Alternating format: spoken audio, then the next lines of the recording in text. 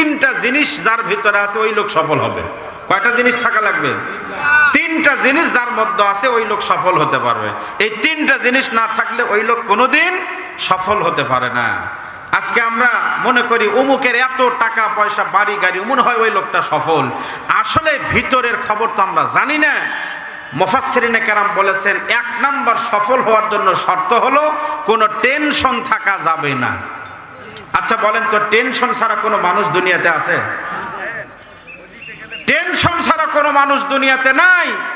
আপনি প্রধানমন্ত্রী থেকে নিয়ে চৌকিদার পর্যন্ত, নবী থেকে নিয়ে উম্মত পর্যন্ত সকলেরই টেনশন আছে। আমরা মনে করি উমুকের এত টাকা ব্যাংক ব্যালেন্স, বিশাল চাকরি, মনে হয় আর টেনশন নাই। টেনশন ছাড়া কোনো মানুষ দুনিয়াতে নাই। আমি এই মাহফিলে আসার আগে একটা ঘটনা দেখে বড়ই আশ্চর্যিত হলাম, খুবই খারাপ লাগলো। গতকাল ঢাকা যাত্রাবাড়ি পুলিশ ফাঁড়ির একজন পুলিশ সদস্য, নাম হলো শফিকুর রহমান, সে রাতের বেলায় মেয়েকে মেসেজ করেছে, মেয়েকে সর্বশেষ জীবনের শেষ মেসেজ পাঠিয়েছে, মা আমি তোমাদের জন্য কিছুই করতে পারলাম না, কিছুই করতে পারলাম না। তোমার যে ভাইগুলি আছে জোনায়েদ আর জিহাদ, তুমি ওদেরকে একটু দেখে রাখো। এই কথা বলার পরে মেয়ে বহুবার ফোন দিছে, কিন্তু ফোন রিসিভ হয় নাই। আজকে সকালবেলায় বাথরুমের ভিতর থেকে সেই পুলিশ সদস্যর মরদেহ উদ্ধার করা হলো। অনেকে আমরা মনে করি উমুক এই চাকরি করে, মনে হয় সফল না। এই যে ভাই, অনেকে মনে করে পুলিশের চাকরি পাইলে মনে হয় জীবন সফল হবে। এই লোকটা তো পুলিশের চাকরি করতো 2003 সাল থেকে 2026 সাল পর্যন্ত চাকরি করলো। হতাশা, টেনশন, আজকে সেই টেনশনের কারণে এই দুনিয়া থেকে বিদায় নিল। তাহলে বোঝা গেল এই দুনিয়াতে সকলের ভিতরেই টেনশন আছে না নাই, জোরে বলেন। আমরা তার আগে দেখলাম একজন পুলিশ সুপার ছিল, পুলিশ আপনার বড় লেভেলের একজন ছিলেন, সম্ভবত নাম হলো পলাশ সাহা। সে দুঃখে পড়ে নিজের মাথায় নিজে গুলি করে কিন্তু কি করছে, নিজের জীবন দিয়ে দিছে। এজন্য টেনশন ছাড়া কোনো মানুষ দুনিয়াতে নাই। নবীজির মাথার 20টা চুল মোবারক পাকা দেখে হযরত আবু বকর সিদ্দিক বললেন, এ রাসূলুল্লাহ, আপনার মাথার চুল পাকা, আপনার কি টেনশন হয়? নবীজি বললেন, হ্যাঁ, এই কোরআন থেকে একটা সূরা হুদ তেলাওয়াত করার পর আমার মাথার 20টা চুল মোবারক পেকে গেছে। নবীজিরও টেনশন হয়, সাহাবীদেরও টেনশন ছিল, আল্লাহ ওয়ালা মানুষ যারা তাদেরও টেনশন ছিল। সম্মানিত ভাইরা আমার, আমাদেরও টেনশন আছে। টাকাওয়ালা আর যাই বলেন না কেন, টাকাওয়ালা, বাড়িওয়ালা, গাড়িওয়ালা, সবার টেনশন আছে। একজন আল্লাহওয়ালার একটা সংক্ষিপ্ত একটা ঘটনা বললে বুঝতে পারবেন। হাসান বসরি একজন আল্লাহওয়ালা মানুষ। হাসান বসরি একজন তাবিঈ ছিলেন। ওনার একটা ছাত্রী ছিল, নাম হলো রাবেয়া বসরি। হাসান বসরি রাবেয়া বসরিকে বিয়ার জন্য প্রস্তাব লাগাইলো।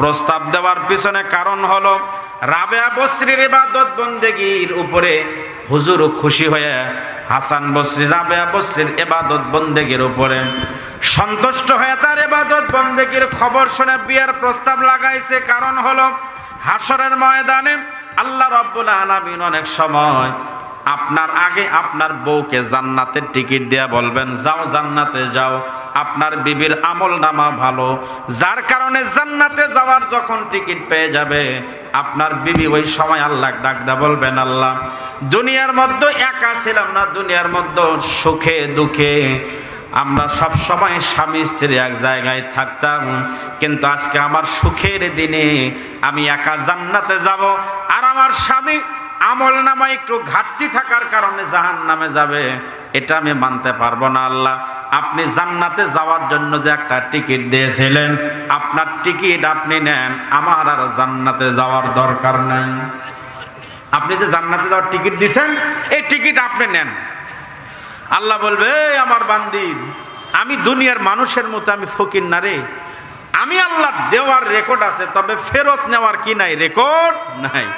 যা কি চাস, বলে আরেকটা টিকিট দেন, না হয় ফেরত দেন। আল্লাহ বলবি আরেকটা টিকিট দিয়ে দিলাম, এবার স্বামীকে নিয়ে জান্নাতে। আল্লাহু আকবার যারা বলে। এই আশায় হাসান বসরি বললেন, রাবেয়া আমি তোমার বিয়া করতে চাই, রাবেয়া বসরি বললেন, হুজুর আমাকে বিয়ে করবেন, কোনো অসুবিধা নাই, তবে আমার মাথার মধ্যে বড় বড় 4টা টেনশন আছে। এই 4টা টেনশন যদি আপনি দূর করে দিতে পারেন, আপনাকে বিয়ে করতে আমার কোনো আপত্তি নাই। হাসান বসরি বললেন, রাবেয়া বলো তোমার আমার মাথার মধ্যে কি এমন টেনশন?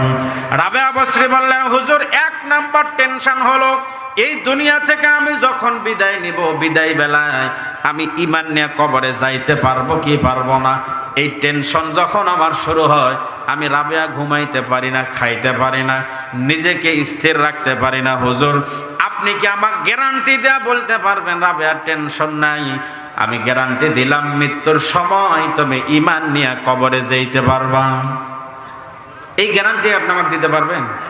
এই গ্যারান্টি দেওয়া কি সম্ভব? যে ঠিক আছে আপনার কিছু করা লাগবে না, আপনি ঈমান নিয়ে যাবেন, আমি গ্যারান্টি দিলাম। হাসান বসরি বললেন, রাবেয়া আমি কেমনে গ্যারান্টি দিব ঈমান নিয়ে কবরে যাওয়ার গ্যারান্টি কেমনে দিব?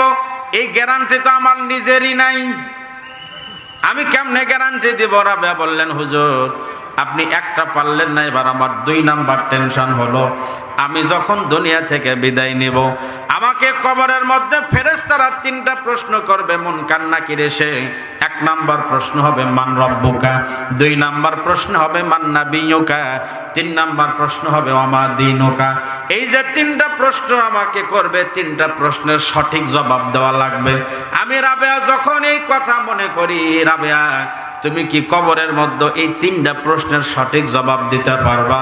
এইটা চিন্তা মাথার মধ্যে শুরু হলে আমি রাবেয়া নিজেকে স্থির রাখতে পারি না। হুজুর আপনি কি আমাকে গ্যারান্টি দিয়ে বলতে পারবেন রাবেয়ার টেনশন নাই?